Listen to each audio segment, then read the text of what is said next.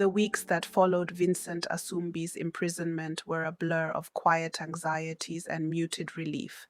Lilian, his ex and the mother of his child Annie, moved to a small, unassuming apartment in a town far removed from their previous life, a place where anonymity was a shield.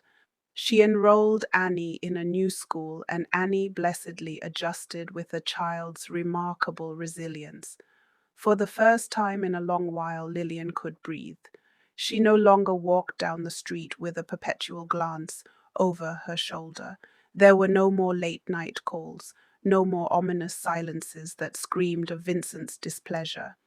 After abandoning them for 3 years when Annie was just an infant, Vincent had reappeared, falsely accusing Lilian of defaming him and costing him business clients. He had threatened to take Annie away, and now he was in prison. But freedom did not come quietly. Often Lilian would sit by Annie's bedside at night, watching her sleep, and a wave of guilt would wash over her. Had she done the right thing? She had played God.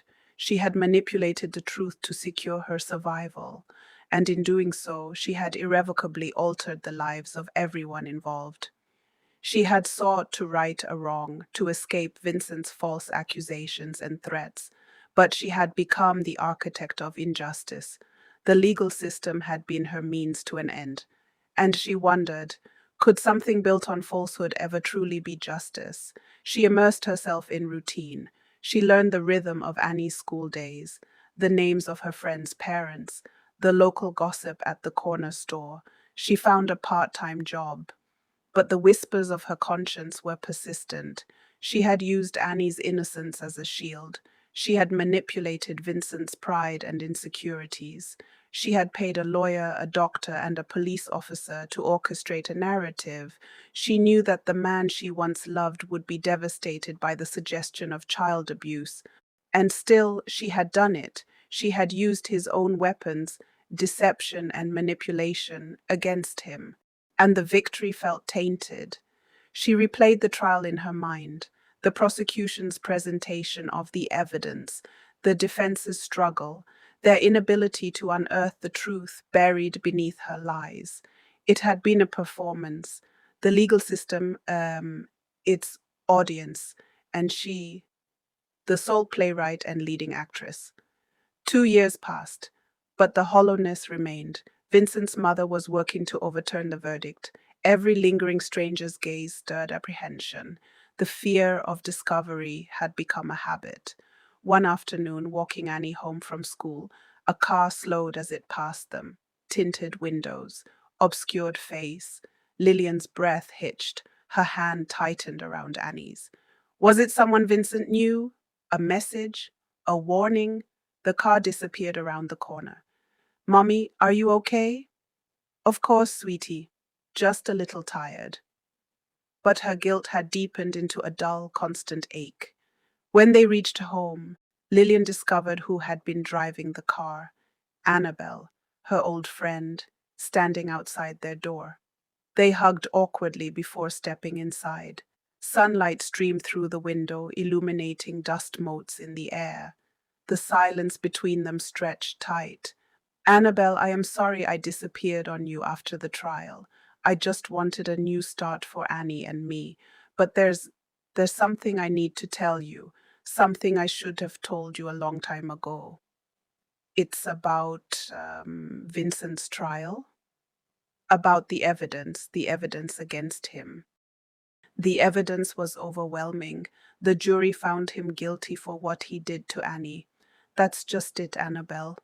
The evidence that it wasn't real. He was never alone with Annie since the day he walked out on us when she was just a few weeks old. Annabelle froze. I fabricated it after he sent me threatening messages. Yes, he was harassing me. He chased us down once. He was escalating, but he never touched Annie. I paid the police and a doctor to help me fabricate the evidence, and the room seemed to tilt. "No, Lilian, you didn't. That's so wrong." "I did, Annabelle, I did. I was so scared. He was going to take Annie away from me. I wanted him gone from our lives again so we could be safe." But the lawyer, the police, they were so believable. You were believable. I know, I was so convincing. I told myself it was necessary, but now I can't live with it anymore. The guilt, it's eating me alive. Every day I wake up and feel this crushing weight of what I've done. I sent Annie's father to prison based on lies I created. Annabelle flinched. He's in prison for years because of fake evidence. How could you stain your child with the banner of abuse if it was a lie? Yes, because of fake evidence, because of my lies. Why now, Lilian? Why tell me this? Because I can't carry it alone anymore, even if it means you can never be my friend again. Annabelle stood and began pacing. So, the trial was all based on your lies? My lies, my fear. What about him, Lilian? What about Vincent? He's lost 2 years of his life and has 10 to go, and it was all because of you? Lilian nodded. A wound? Lilian, you created the wound. You inflicted it. Not just on Vincent, but on your child, on our friendship. Silence filled the room. Do you know what this means? Annabelle, please, I can figure this out and try to make amends. Make amends? You can't unring this bell. You can't unconvict Vincent. What do you mean? What do you do? It's not just about you anymore. It's about what's right. What are you saying? I'm saying I can't protect you. This is a crime, and I can't be complicit. Complicit? You confess to me, that means I know. And knowing means I have a choice, and my choice is not to let this stand. You wouldn't. Wouldn't I? Why shouldn't my sense of justice give me permission to expose yours?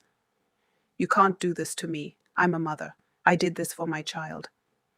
You did it for yourself. You would ruin me? You've already ruined so much. Then came the ultimatum. You have until the end of the week, Lilian. You have until Friday. You can go to the police yourself. You can confess everything.